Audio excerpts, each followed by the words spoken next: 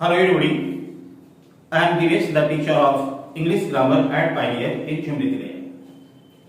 In my last video, I talked about the usage of some. Today, the topic that I have selected for the discussion is the usage of any. Any is a very common word in English language which you often use while you speak in English. Questions from this word are asked in competitive examinations also. So the class today is going to be very important for you. आपके बोलने में जब कभी आप अंग्रेजी बोलते हो तो आप बार बार एनी का यूज करते हो, तो इससे रिलेटेड जितने भी रूल्स हैं, इससे रिलेटेड जितने भी यूजेज हैं, उस पर अगर आपकी पकड़ अच्छी है, अगर आप उसे अच्छे से जानते हो, तो मैं उम्मीद करता हूं कि बोलने में या फिर किसी कॉम्पिटिटिव एग्जामिनेशन में आप बैठते हैं तो वहां आपसे कोई गलती नहीं होगी. So let's start the video today and we will see all the usages related to any, all the usages of any. तो पहला चीज, एनी के बाद अगर कोई नाउन आता है तो क्या होगा? एनी के बाद तीन चीजें हो सकती है. या तो कोई सिंगुलर अनकाउंटेबल नाउन आ जाए, जैसे मैंने लिखा any milk, any water, any sugar. I don't have any milk, I didn't see any water in the bottle. तो एनी के बाद अनकाउंटेबल नाउन आ सकता है. अच्छा, एनी के बाद अगर काउंटेबल नाउन हुआ तो सिंगुलर काउंटेबल नाउन और प्लूरल काउंटेबल नाउन दोनों सही है. जैसे एनी के बाद बॉय भी हो सकता है और बॉयज भी हो सकता है. एनी के बाद पेन भी हो सकता है और पेन्स भी हो सकता है. एनी के बाद मैन भी है और मेन भी है. तो बॉय सिंगुलर है और बॉयज प्लूरल है. Pen singular, pens plural, man singular, men plural. तो अगर काउंटेबल नाउन आता है तो एनी के बाद हमारे पास दोनों ऑप्शंस हैं. लेकिन इन दिनों ग्रामर की आपको एक सलाह है कि अगर दोनों नाउन्स हो, काउंटेबल हो और सिंगुलर और प्लूरल दोनों हो, तो एनी के साथ हम सिंगुलर नाउन को प्रेफर करेंगे. मान लीजिए आपके पास वर्ड दे दिया गया एनी, एनी के बाद बॉय और बॉयज दोनों को रख दिया गया, तो हम बॉय को चुनेंगे, एनी बॉय, क्योंकि एनी के साथ हम सिंगुलर नाउन को यूज करते हैं. एनी के बाद पेन और पेन्स दोनों दे दिया गया तो हम पेन को चुनेंगे. हालांकि ग्रामर दोनों को सही मानता है. तो अब तक आपने देखा कि एनी के बाद हमारे पास दो तरह के नाउन हो सकते हैं. Number one, uncountable. तो अनकाउंटेबल नाउन होगा तो कोई दिक्कत है ही नहीं, वो ऑलरेडी सिंगुलर है. नंबर टू, काउंटेबल नाउन होगा तो एनी के बाद सिंगुलर काउंटेबल नाउन और प्लूरल काउंटेबल नाउन दोनों सही है. लेकिन इन दोनों में से एक को चुनना होगा तो हम सिंगुलर काउंटेबल नाउन को चुनेंगे. दूसरी बात, चूंकि एनी के बाद नाउन आ रहा है, जैसे बॉय हो या बॉयज हो, तो बॉय और बॉयज नाउन है, इसलिए यहां पर एनी एडजेक्टिव हो गया. मिल्क भी नाउन है, तो जब एनी मिल्क के पहले आया तो ये एडजेक्टिव हो गया. I hope you understood this and you don't have any confusion related to this. Let's complete second rule. कई बार स्टूडेंट्स को लगता है कि एनी एक निगेटिव वर्ड है. दरअसल एनी कोई निगेटिव वर्ड है नहीं. एनी का यूज निगेटिव सेंटेंसेस में होता है, लेकिन इसका आप ये मतलब नहीं निकाल लें कि एनी अफर्मेटिव सेंटेंस में यूज नहीं होगा. मैंने आपके सामने 4 सेंटेंसेस लिखे हैं और इन चारों में ऊपर के 2 अफर्मेटिव सेंटेंसेस हैं और नीचे के 2 नेगेटिव सेंटेंसेस हैं. तो एनी कोई नेगेटिव वर्ड नहीं है. तो एनी जिस सेंटेंस में आता है उसमें जब हम नो नोट या कोई नेगेटिव वर्ड यूज करेंगे तब वो नेगेटिव होगा. अपने आप में एनी सिर्फ एक वर्ड है और ये कहीं से नेगेटिव नहीं है. इसका यूज हम दोनों जगह कर सकते हैं. अब यहां पर देखिए, any man can do this work. कोई भी आदमी इस काम को कर सकता है. Any student can solve this question. कोई भी छात्र इस सवाल को हल कर सकता है. What you find in upper 2 sentences, you don't have any negative word. ना तो कोई नो नोट है, ना ही कोई दूसरा नेगेटिव वर्ड है. तो ऊपर के जो 2 सेंटेंसेस हैं वो कहीं से भी नेगेटिव नहीं है.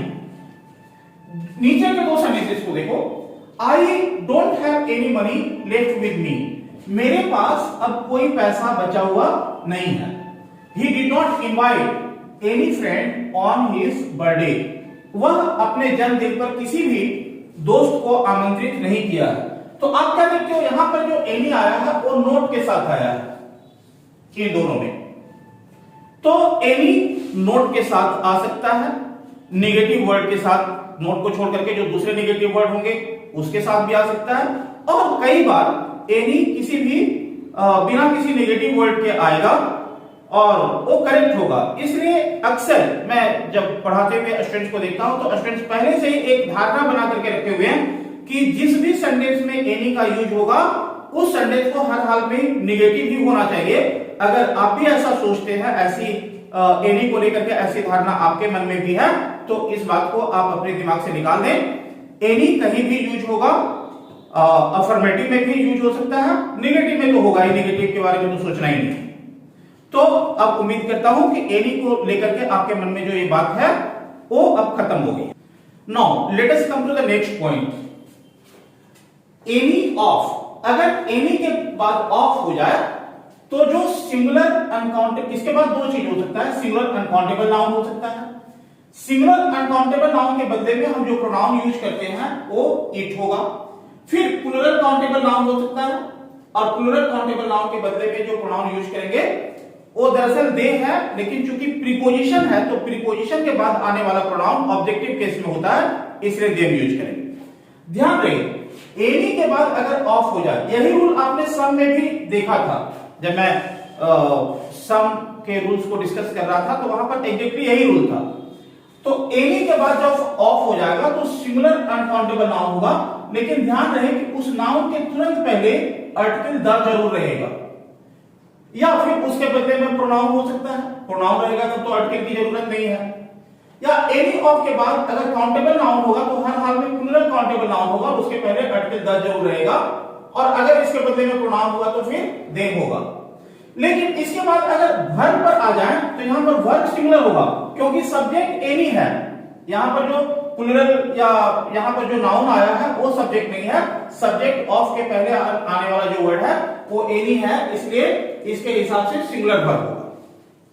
तो एनी के बाद अगर ऑफ हो जाए तो उस ऑफ के बाद सिंगुलर काउंटेबल नाउन या प्लूरल काउंटेबल नाउन होगा, और उस सिंगुलर और प्लूरल काउंटेबल नाउन के पहले आर्टिकल द जरूर रहेगा। फिर सिंगुलर काउंटेबल नाउन के बदले में अगर कोई प्रोनाउन आता है तो वो प्रोनाउन इट होगा, या प्लूरल काउंटेबल नाउन के बदले में कोई प्रोनाउन आता है तो वो प्रोनाउन देम होगा। चूंकि ऑफ के बाद, ऑफ एक प्रीपोजिशन है और प्रीपोजिशन के बाद आने वाला प्रोनाउन ऑब्जेक्टिव केस में ही होता है, तो दे सब्जेक्टिव केस है और दे का ऑब्जेक्टिव केस देम होता है। इट सब्जेक्टिव और ऑब्जेक्टिव दोनों केस में एक ही जैसा होता है, तो इट बेसिकली एक ही ऑब्जेक्टिव है लेकिन होता एक ही है, तो वैसा ही दिखता है। अब आप देखो एनी ऑफ मिल्क या द मिल्क, तो आपने देख लिया कि एनी ऑफ के बाद अगर सिंगुलर काउंटेबल नाउन आएगा तो उसके पहले द जरूर रहेगा। एनी ऑफ मिल्क या द मिल्क, तो आप जानते हो कि मिल्क गलत है, the milk, any of the milk. फिर है इज और आर प्योर, तो इसके बाद आने वाला जो वर्ब है वो सिंगुलर होना चाहिए, तो any of the milk is pure. क्यों इज? क्योंकि सब्जेक्ट एनी है जो अपने आप में सिंगुलर सेंस रखता है। एनी ऑफ इट, अब अगर हम मिल्क के, द मिल्क के बदले में हम प्रोनाउन यूज कर दें तो वो प्रोनाउन होगा इट। तो एनी ऑफ इट इज और आर प्योर, तो एनी ऑफ के बाद इज आर रॉन्ग हो गया, क्योंकि एनी सिंगुलर सेंस रखता है। नाउ एनी ऑफ चैप्टर और द चैप्टर इज और आर इजी। अब एक काउंटेबल नाउन है, तो जब भी एनी ऑफ के बाद काउंटेबल नाउन आएगा तो वो प्लूरल होगा, तो एनी ऑफ चैप्टर, तो चैप्टर तो रॉन्ग हो गया, क्या करेक्ट होगा? The chapters, any of the chapters. लेकिन इज आर में क्या चुनेंगे? सिंगुलर वर्ब, तो सिंगुलर इज है, are wrong. Any of the chapters is easy. Is क्यों? फिर से एनी एक सिंगुलर सेंस रखता है, इसलिए इज। एनी ऑफ बॉय और द बॉयज हैज और हैव टू बी पनिश्ड, तो एनी ऑफ के बाद बॉय काउंटेबल नाउन है, तो प्लूरल काउंटेबल नाउन होगा, उसके पहले द होगा, any of boy wrong, the boy is right है। लेकिन वर्ब सिंगुलर हुआ तो हैज हैव में किसको चुनेंगे, हैज को चुनेंगे, हैव को नहीं चुनेंगे। लेकिन अगर द बॉयज के बदले अगर कोई प्रोनाउन आ जाए तो प्रोनाउन हमारे पास दो है, दे और देम।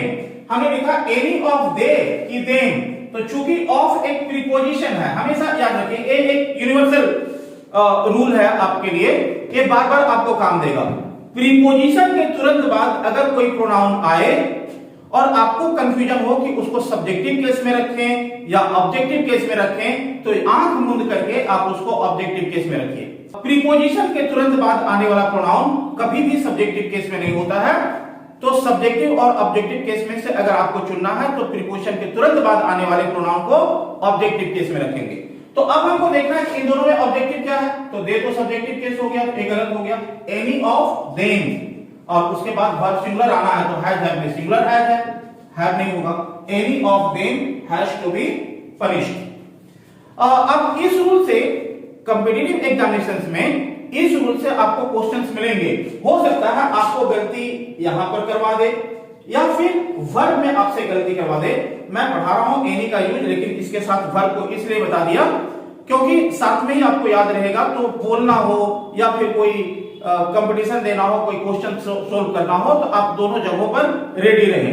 याद रहे कि एनी ऑफ के बाद आने वाला जो नाउन होगा वो अगर अनकाउंटेबल है तब तो सिंगुलर होगा, काउंटेबल है तब प्लूरल होगा, और उसके पहले आर्टिकल द जरूर रहेगा, लेकिन उसके बाद अगर वर्ब आता है तो उस वर्ब का सिंगुलर होना जरूरी है। तो हो सकता है बोलने में आप या तो इस लेवल पर गलती कर दें, इस लेवल पर गलती कर दें, या फिर वर्ब के लेवल पर गलती कर दें। यही गलती आप क्वेश्चन सोल्व करने में भी कर सकते हैं। अगर इस रूल को आपने ठीक से देख लिया तो now I think you are not going to commit any mistake whether you speak और you solve any question. Let me talk about the next rule, and this is an important rule. Why it is important? Because there is a possibility that students may commit mistake here. सबसे ज्यादा गलतियां any से related इस rule में होती है। अब generally क्या होता है, नो एनी प्लस नाउन। कई बार लोग बोलते हैं I have no any pen, I have invited no any friend, you want to read no any book. ये सब रॉन्ग सेंटेंसेस हैं। नो एनी के बाद अगर नाउन आएगा तो वो रॉन्ग है। क्यों रॉन्ग है आप देख लीजिए कि नो एनी नाउन, अगर हम यहां पर पेन लिख दें तो पेन एक नाउन है। नाउन को जो क्वालिफाई करेगा वो एक एडजेक्टिव है, और जो एडजेक्टिव को क्वालिफाई करता है उसको एडवर्ब होना चाहिए, लेकिन नो एडजेक्टिव है। पेन एक नाउन है, फिर से देख लें, पेन एक नाउन है। आप जानते हो कि नाउन को एडजेक्टिव क्वालिफाई करता है। इससे रिलेटेड मैंने रूल्स पिछले वीडियोस में बताए भी हैं। तो नाउन को एडजेक्टिव क्वालिफाई करेगा, किसी भी एडजेक्टिव को एडवर्ब क्वालिफाई कर सकता है, लेकिन नो एडवर्ब नहीं है। नो एक एडजेक्टिव है, इसलिए ये रॉन्ग है। तो अब क्या होता है, जब हम बोलते हैं नॉट एनी पेन, अगर ऐसे बोले तो देखो पेन एक नाउन है, नाउन को जो क्वालिफाई करेगा वो एडजेक्टिव है, और एडजेक्टिव को एडवर्ब क्वालिफाई करता है, तो नॉट एक एडवर्ब है यहां पर। इसलिए नो एनी प्लस नाउन नहीं हो सकता है, जब भी होगा नॉट एनी प्लस नाउन होगा। I have written some certain sentences here, तो no any noun this is wrong.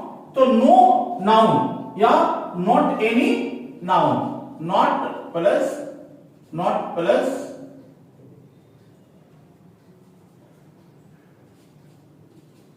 Any plus noun.